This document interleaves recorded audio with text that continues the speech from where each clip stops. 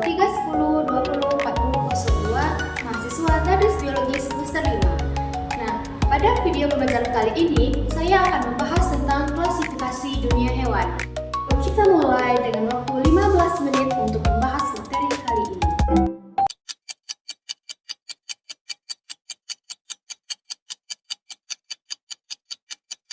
Teman-teman semua, kalian tahu nggak sih kalau di muka bumi ini itu hidup beragam jenis makhluk hidup dan juga hewan yang jenisnya itu sangatlah banyak dan juga sangat bervariasi. Nah, untuk mempermudah kita dalam mempelajari dan juga mengenali keanekaragaman ini, para ilmuwan itu telah membuat suatu sistem yang dinamakan klasifikasi.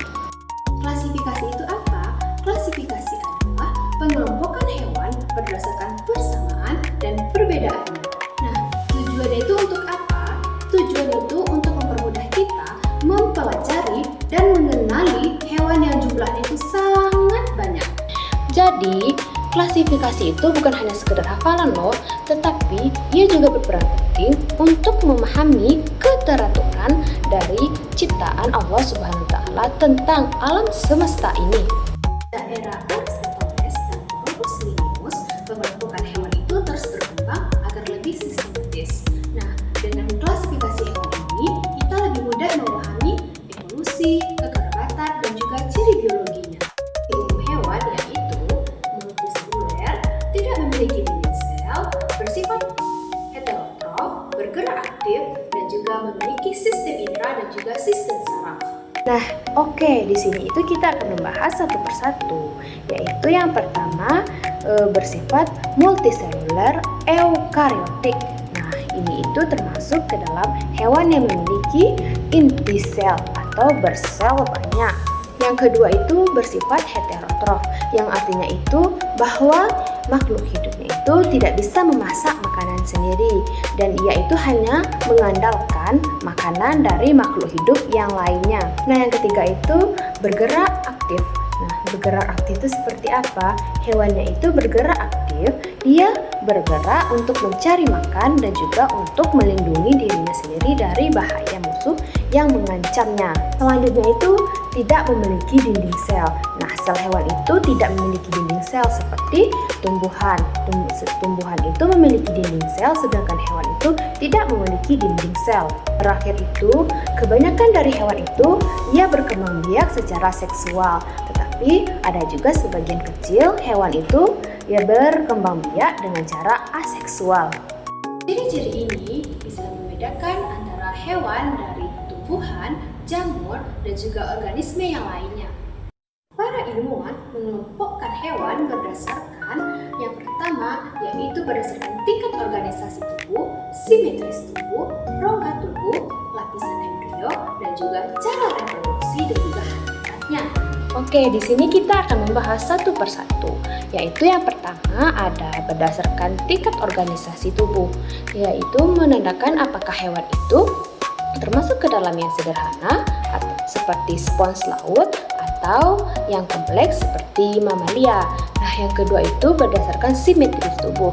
Nah, simetris ini itu ada yang tidak beraturan, asimetris, radial seperti ubur-ubur, dan bilateral seperti mamalia. Nah, yang ketiga itu ada lapisan embrio, yaitu diploblastik atau 2 lapisan dan triploblastik itu 3 lapisan. Yang keempat ada rongga tubuh. Nah, yaitu untuk membedakan apakah hewan ini memiliki rongga tubuh atau tidak memiliki rongga tubuh. Selanjutnya ada klasifikasi hewan.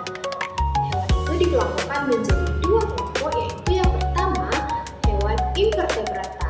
Invertebrata yaitu hewan yang tidak memiliki tulang belakang. Invertebrata itu memiliki beberapa filum, yaitu Polyphera, Cnidaria, Platyhelminths, Nematodes, Annelida, Mollusca, Arthropoda, dan Echinodermata. Kelompok ini itu mencakup 97% dari seluruh hewan yang ada di bumi ini. Kedua, ada hewan vertebrata, yaitu hewan yang memiliki tulang belakang. Nah, vertebrata ini dibagi menjadi 5 kelas. Pertama, Pisces, Annelida, Reptil, Apes, dan juga amfibi. Oke, di sini itu kita akan membahas satu persatu 5 kelas yang ada pada hewan vertebrata. Nah, yang pertama itu ada Pisces. Pisces itu ia hidup di air dan ia itu juga bernafas menggunakan insang. Nah, contohnya itu seperti ikan. Nah, ikan itu bertelur. Yang kedua ada amfibi. Nah, amfibi itu merupakan hewan yang hidup di dua alam. Contohnya itu seperti kata. Nah, pada saat kecil atau berudu, kata itu bernafas menggunakan insang. Saat kata itu dewasa, ia bernafas menggunakan paru-paru. Yang ketiga itu ada reptilia. Nah, reptilia ini termasuk hewan yang berdarah dingin. Contohnya seperti ular, buaya, dan juga kura-kura. Yang keempat itu ada apes. Nah, apes itu memiliki bulu, ia bersayap, dan hampir seluruh apes itu bisa terbang. Contohnya seperti burung dan juga ayam. Nah, yang terakhir itu ada mamalia. Mamalia itu merupakan hewan yang menyusui. Contohnya tuh seperti manusia, kucing, lumba-lumba. Setiap kelompoknya itu memiliki ciri khas tersendiri. Klasifikasi hewan ini pasti ada loh di dalam kehidupan sehari-hari. Misalnya nih, perikanan, peternakan, kesehatan, pangan laut, dan juga pertanian.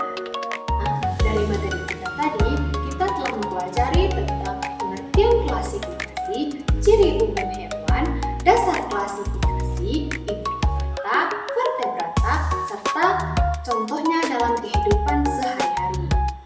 Semoga apa yang kita pelajari tadi dapat bermanfaat bagi kita semua. Terima kasih sudah menonton.